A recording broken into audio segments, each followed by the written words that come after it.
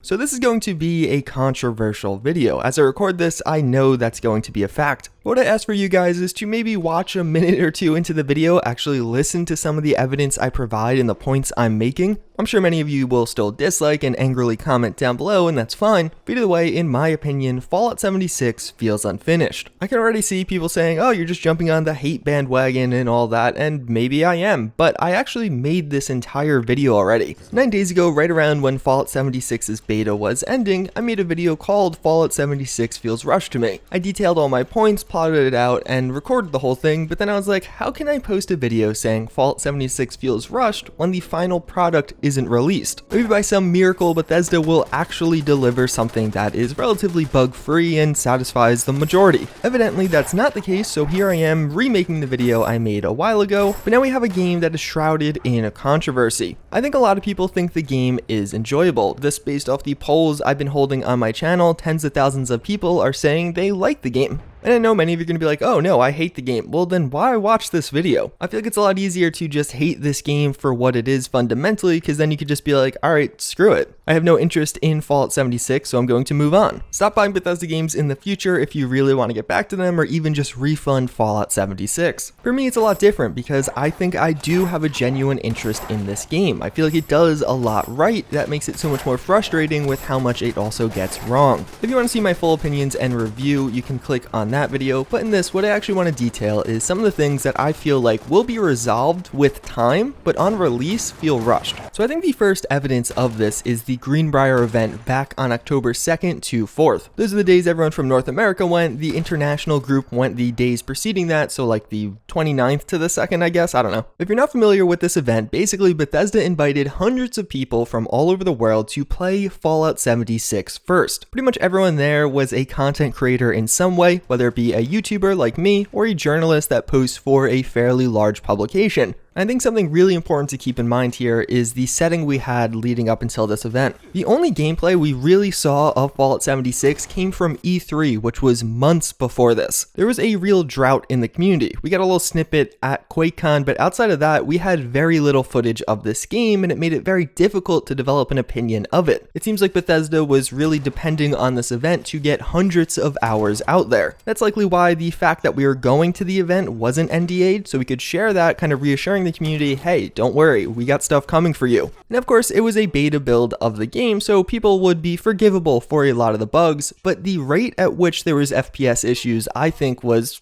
just a little insane. This was to the point where I don't think you could watch anyone's gameplay for even a minute or two from the event and not see some FPS issues. Now Bethesda knew this was going to be an event where the footage was showcased to literally millions of people. It would be the thing that forms their impressions. And I think the reality that the FPS issues not just not resolved, but in this bad of a state is reflective of what was going on internally. Now through future builds, a lot of this has been resolved. On PC, I pretty much can play it perfectly, but apparently still on PS4 and even some other systems, there are still issues in this category. But let's say they just dropped the ball there. It was just that current version of the build. Internally, they were playing on PCs. At the event, we were on Xbox Ones at 4K, so that was the source of the problems, right? Well, the next factor I would point to is how late the beta was, and I think this has been the source of so many different issues for this game and this company. When Fallout 76 was revealed at E3, there was a plethora of different rumors and even some fake leaks that made it seem like the beta was going to be over the summer. It seemed like 7.6 was a prime spot. That day came and went, so we realized, alright, it's not going to be then, but obviously they'd want to do it over the summer because most people have off from school and just in excess of free time, maximize the amount of players in your beta session. Well then over the next couple of months, we found out the beta would be October, then we found out that it would actually be in the last weeks of October and leading up until the game's release. Now immediately there were a ton of critics of this. First, a bunch of people saying, hey, that's not a beta, and then also, how are they going to possibly have enough time to fix the bugs from that beta? So maybe at that time I was way too confident in Bethesda, but I downplayed a lot of those critics, and you know what? I was 100% wrong to do that. In reality, the people that were making those complaints, that were sharing those concerns, were correct, because that's what happened. The Fallout 76 beta began during the end of October and led us into the beginning of November. And well, there was a lot of issues in the beta, but even more so, I think, was the fact that there were so many complaints from users, especially on the PC side, for missing features. Now, Bethesda did a pretty good job at responding to these, addressing the fact that, hey, yeah, these are coming. We are going to be adding in a lot of these features that you are requesting. But now, obviously, 2 days after release, we still don't have them. And in reality, from the last day of the beta to at least while I'm recording this video, it doesn't seem like much has changed at all. So maybe there is a massive update right around the corner, maybe even later today, but it's not here yet, and the game's out. You see, Bethesda doesn't want the news, the headlines it's getting right now of a buggy game, of missing features. So that raises the question as to why did they do this late beta? Was it really just a marketing decision like, oh, we'll have everyone pre-order the game to get into the beta right before, that'll lead into the game's launch, and then thus we have a nice marketing tactic for a bunch of pre-orders? Or alternatively, to support the narrative I'm putting forward, maybe they just didn't have enough time. Maybe after the Greenbrier event, after the stress test they did on Xbox One, they were really kind of scrambling to get things fixed in time for this beta. That is why it's so late in October. And it feels really bad. It's not creating a good feedback loop to actually have a beta, take in a bunch of community feedback about features they want added to the game, even acknowledge this, say yes, we are bringing those things to the table, release the game 6 days later, and have none of those features and honestly not many of the bugs fixed. And I think that's what really got me to this video. What happened, Bethesda? Like, they're not some indie studio. It's not like they have a miniature team and not a lot of money. They have millions upon millions of dollars behind this game. They have hundreds of developers. They obviously are on the small side as far as development studios go, but not that small. How did they get to a point where I would argue Fallout 76 had a buggier release than Fallout 4, which is a feat in and of itself? It would almost be reassuring and comforting for me to say that was it. It was just a bunch of bugginess. We saw a late beta, we saw a late Greenbrier event that was also buggy. But no, for me, the gameplay feeling rushed, I think actually carries over into the content of the game, not just the bugs or missing features. One of the big points I made in my review was, as you explore this beautiful world they set up with all these really interesting locations, you'll consistently be disappointed. There have been so many times where I look and I'm like, hey, that's an awesome location. I want to go explore it, find out the backstory, find out the lore, and there's nothing, or barely anything. A couple of outfits, maybe a note to read. That's not to say this game doesn't have an expansive story, it does. It just feels like they took like a low resolution image and tried to stretch it out to 4 times the size, but didn't fill it up with additional pixels. The map is 4 times the size, but it definitely doesn't feel like there's 4 times the content to fill it out. Or at the very least, where they place that content doesn't feel evenly distributed. Sometimes you'll get locations that are stacked, giving you a ton of quests, and then other times there's just nothing, or basically nothing. Now, maybe they really will flesh this out with future content. There's certain things to suggest this, like a door at the crashed space station. Where does it go? Is that the rest of the story? But it feels pretty freaking bad to pay $60 for a game and find stuff like that. I don't want that in my game. See, for me, exploration in Fallout 76, although really exciting at first, began to be somewhat of a negative feedback loop. I'd find a really cool location, be really excited to find out what's inside, and come back with next to nothing.